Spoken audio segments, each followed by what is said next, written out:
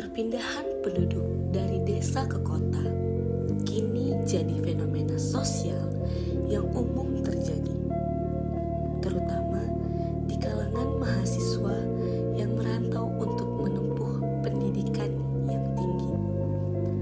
Bagi banyak keluarga di pedesaan, keputusan ini bukanlah sekedar pilihan pribadi mereka, tapi ini menjadi strategi mereka bersama-sama. Sebuah investasi untuk masa depan yang lebih baik lagi.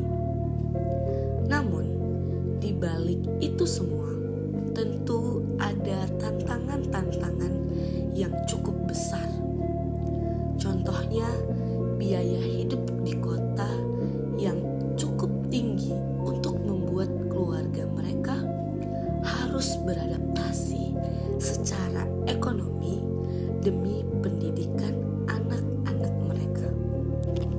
Dalam penelitian ini, kami menggunakan teori struktur fungsional Talcott Parsons yang menjelaskan bahwa setiap sistem sosial bisa bertahan jika memenuhi 4 fungsi utama yang disebut agil: adaptation, goal attainment, integration, latency. Adaptation adalah kemampuan mahasiswa desa menyesuaikan diri dengan lingkungan-lingkungan baru, baik secara ekonomi, sosial, ataupun budaya. Goal attainment adalah tujuan mereka menempuh pendidikan demi meningkatkan taraf hidup keluarga. Integration, bagaimana mereka membangun relasi sosial di kampus dan juga di masyarakat kota untuk mendapatkan dukungan-dukungan.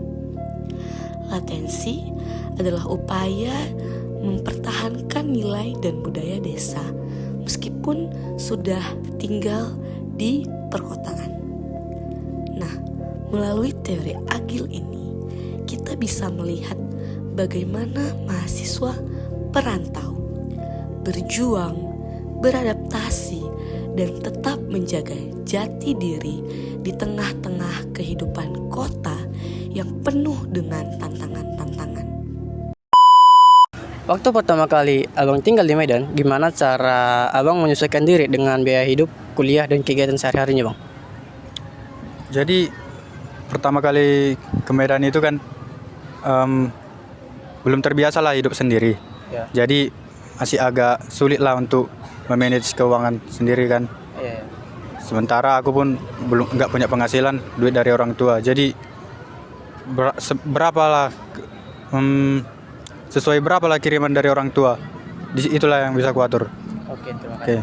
Jadi cara menyesuaikan diri dengan biaya hidup itu, aku paling fokus hemat di kayak mana aku cara makanku, itulah intinya. Oke. Selama kakak di Medan, apa sih tantangan yang paling berat yang kakak hadapi soal ngatur keuangan dan biaya-biaya sehari-hari?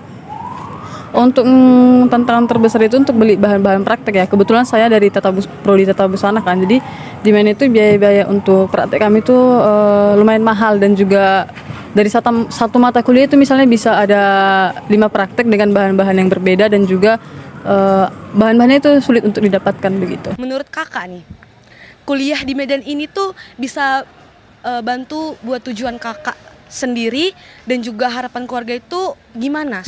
Khususnya ini kita masuk ke soal ekonomi. Kalau untuk kedepannya ya, kuliah di Medan itu sangat membantu ya. Terlebih lagi saya ngambil jurusan pendidikan geografi, di mana pendidikan geografi ini bukan fokus poin utamanya. Lulusan ini tuh bukan hanya sekedar jadi guru, tapi kita bisa juga jadi kayak BMKG gitu. Jadi untuk prospek kedepannya itu saya rasa itu sangat gemilang ya. Jadi walaupun saya tahu jurusan pendidikan guru, yang profesi guru itu gajinya kira-kira 200.000 sebulan itu, apalagi yang honor, saya rasa itu nggak masalah karena jurusan saya ke depannya itu banyak prospek kerjanya begitu. Oh, jadi nggak tertuju cuma satu doang ya kak tujuannya. Kalau misalnya harapan keluarga itu kira-kira sesuai nggak sama tujuan kakak tadi? Sebenarnya kalau keluarga itu lebih mematok ke kamu harus jadi guru, tapi ya semakin kesini kita semakin tahu ya kalau misalnya guru itu gajinya sedikit sekali, jadi saya rasa harus ada Plan lain gitu Iya. ya, planning lain. Oke. Ada nggak cara abang yang abang buat selama kuliah ini agar tetap ngebantu keluarga di kampung selama abang kuliah? Contohnya tuh misalnya abang ada punya pekerjaan sampingan part time gitu atau apa gitu, kira-kira beasiswa gitu dari luar? Oh iya, memang kebetulan saya itu mendapat beasiswa Kak. Beasiswa itu beasiswa KIP atau Kartu Indonesia Pintar itu per semester. Selain daripada itu saya juga mencoba untuk mencari penghasilan tambahan yang sesuai dengan jam mata kuliah saya Kak. Jadi di luar jam kuliah saya coba juga untuk mencari penghasilan tambahan gitu. Berarti ada lah ya bang dukungannya dari beasiswa tadi. Jadi cukup membantu dari keluarga untuk misalnya dari keluarga ngirim sekian jadi bisa berkurang gitu. Iya. Bagaimana cara kakak agar bisa memiliki relasi di kampus ataupun di sekitaran kampus ini kak? Oh, kalau relasi kan kak, saya kan dari Pondok Raudhah Medan. Jadi di situ anak Raudhah juga banyak yang masuk Winsu. Habis itu saya juga di asrama, kawan di asrama juga ada, kawan yang di pondok juga ada masuk ke Winsu, kawan yang di SMP dulu juga banyak, jadi kawan yang di kampus ada, jadi itulah jumpa. Kadang kita ada kumpul reuni juga, kadang ya udah jumpa di jalan sapa-sapaan, itulah relasi saya kak. Misalnya kalau ada acara seminar, ngechat kakak itu ngikut acara, kak mau ikut kayak gini gitu kak. Sama juga ikut organisasi, saya dulu pernah ikut organisasi LDK yang di dalam kampus internal, tapi saya udah nggak ikut lagi gitu kak. Baru juga kami ikut ekstrakurikuler kayak latihan poli gitu kak. Jadi dari situ kan kenal orang, jadi situlah relasi yang saya dapat gitu kak. Besar berarti relasinya gitu ya kak? Nggak besar kali tapi adalah kak gitu. Berarti penting banget organisasi ini sebenarnya kan kak? Kalau organisasi tergantung kita sih kak. Ada memang kadang orang dia nggak pandai untuk menyesuaikan dia sama orang lain. Jadi tetap introvert ya introvert gitu-gitu aja. Intinya dari kita sendiri sih kak. Kalau misalnya mau lebih baik lagi kita yang rubah gitu. Kalau misalnya banyak mau kawan ya jangan tunggu orang datang ke kita yang dating orang gitu kak. Menurut kakak seberapa besar sih kak pengaruh dukungan dari teman, keluarga kakak untuk memiliki kenyamanan belajar di perantauan sekarang?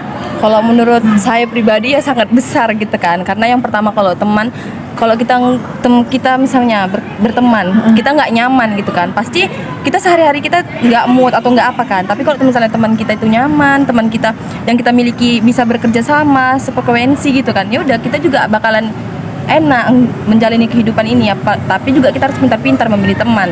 Kadang di keluarga kita udah bagus nih untuk mendidik kita, tapi ketika kita udah berjerumus misalnya kayak teman-teman kita yang tanda kutip misalnya entah melakukan kegiatan yang di luar sana yang negatif, terus kita ya udahlah kan kadang bahasa kita aku kan nggak ikut ya, tapi kalau lama-lama kita penasaran ya kan, ya udah kita ikuti. Makanya dari situ kalau memang ada teman kita yang memang perilaku yang memang agak negatif, lebih baik kita jauhi. Bukan berarti kita tidak teman ya, tapi kita jauhi aja, kita batasi berteman sama orang hal-hal seperti itu gitu. Kalau masalah keluarga ya penting juga, karena dari keluarga baru ke teman kan. Nah kalau teman kita bagus, kalau kadang keluarga kurang bagus untuk mendidik kita, kadang kita terbawa arus gara-gara keluarga tersebut gitu. Itu menurut saya sangat-sangat penting gitu ya. Okay. Nilai apa atau kebiasaan apa yang dari kampung yang masih kakak pegang kuat sampai sekarang? Sistem kekeluargaan sih. Kalau kita udah keluar dari zona kampung, mungkin sistemnya orang bakalan bilang siapa lo siapa gue gitu. Kalau saya pribadi sih tidak seperti itu ya. Saya akan menolong siapapun teman yang mungkin sebisa saya untuk tolong, karena menurut saya hal-hal seperti itu masih dalam manusiawi, dan juga berteman dengan siapapun itu bukan masalah yang rumit untuk dijalani semasa kuliah begitu. Terima kasih.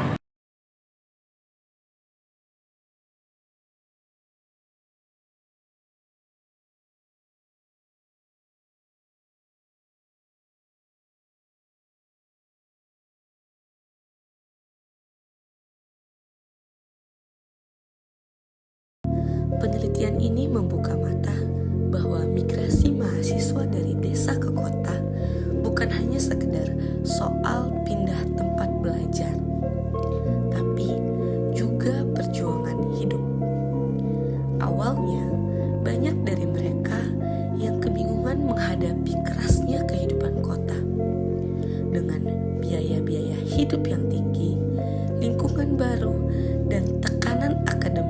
yang berbeda jauh dari kampung halaman. Tapi justru dari situ mereka belajar banyak hal. Mulai berani, mandiri, dan kreatif mencari jalan agar bisa bertahan di kota. Ada yang buka usaha kecil-kecilan, ada yang bekerja paruh waktu, dan ada juga yang memanfaatkan relasi untuk peluang-peluang baru. Dari yang awalnya hanya bergantung pada kiriman keluarga, kini malah bisa bantu meringankan beban-beban keluarga. Refleksi ini mengajarkan bahwa migrasi bukan cuma hanya soal ekonomi, tapi juga proses pembentukan karakter. Perubahan hidup di kota membuat mahasiswa desa menjadi lebih bertanggung jawab, lebih tangguh, punya mental pejuang, dan memahami apa arti sebenarnya dari kata berjuang demi masa depan. Kadang memang terasa lelah, kadang ingin pulang, tapi dari setiap kesulitan itulah mereka tumbuh dan menemukan versi terbaik dari diri mereka sendiri. Berdasarkan hasil penelitian yang dilakukan terhadap mahasiswa-mahasiswi dari berbagai perguruan tinggi di Medan, dapat kita simpulkan bahwa migrasi dari desa ke kota memiliki peran yang penting dalam bentuk kemampuan adaptasi ekonomi mahasiswa dan juga keluarga mereka. Yang pada awalnya mahasiswa menghadapi berbagai tantangan seperti penyesuaian terhadap lingkungan baru, biaya hidup yang tinggi, serta keterbatasan ekonomi. Melalui proses tersebut, mereka mulai mengembangkan kemandirian, keberanian, dan kreativitas dalam memenuhi kebutuhan hidup di kota. Sebagian mahasiswa mampu menciptakan peluang ekonomi baru seperti membuka usaha kecil atau bekerja paruh waktu yang tidak hanya membantu diri mereka sendiri, tetapi juga berkontribusi secara tidak langsung pada perekonomian keluarga mereka di desa. Dengan demikian, migrasi mahasiswa tidak hanya berdampak pada aspek pendidikan, tetapi juga menjadi sarana pembentukan karakter mandiri dan adaptif dalam menghadapi dinamika kehidupan ekonomi